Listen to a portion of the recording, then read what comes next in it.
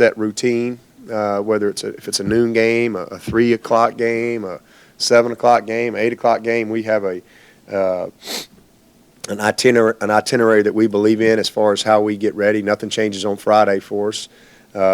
Usually if it's a night game, our guys will have a little more opportunity to sleep in.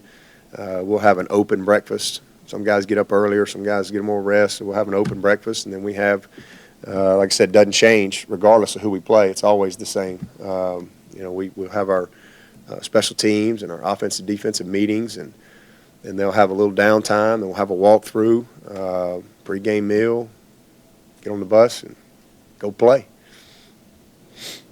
Nothing really changes.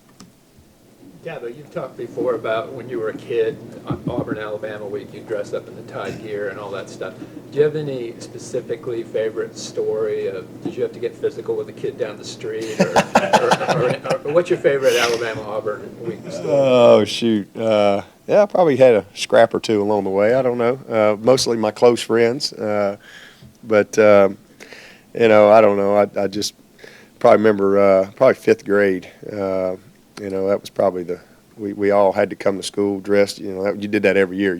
You always had to dress in whatever your team was, and that particular year I think I had the big foam finger, and the principal came and got me out of my class, and I had a big old cowboy hat, and me and one other. We got a chance to go through all. It was great because I got to miss a lot of school, because I got a chance to go through the whole school, yelling "Roll Tide" at everybody and having some fun. But yeah, those were good moments. It was a lot of fun back in those days. All you had was just the normal TV coverage. So it was a big deal to watch the game and then go harass your friends or hide from them, depending on the outcome. And then a buddy of mine, Les Daniels, and I, his dad, and they were Auburn. He was an Auburn guy, but he would get tickets, and we went down to. It was the year that they made the kick, I believe. And there's a little place called the Tide and Tiger, and so we couldn't get in, and but we waited, and we were just hanging out over there. Where everybody was tailgating at this little place right across from Legion Field, and but like toward the end of the third quarter.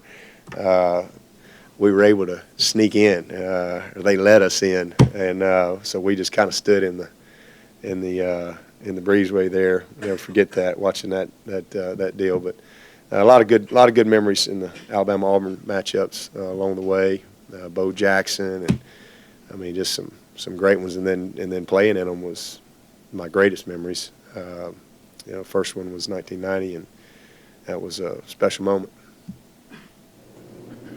Are you more familiar with Auburn's roster than maybe some other out-of-conference opponents, just because you recruited against them a decent amount and played them last year? Well, I mean, I think just the geographic footprint. It's not as much Auburn. I mean, it'd be the same if it was Georgia or Tennessee or Alabama, Florida. I mean, we all recruit a lot of the same people, same region, so. Very familiar. There's a lot of guys on that roster that we recruited and know a lot about. I mean, they got some good players. Anybody got anything else? Okay. All right. Appreciate it, guys.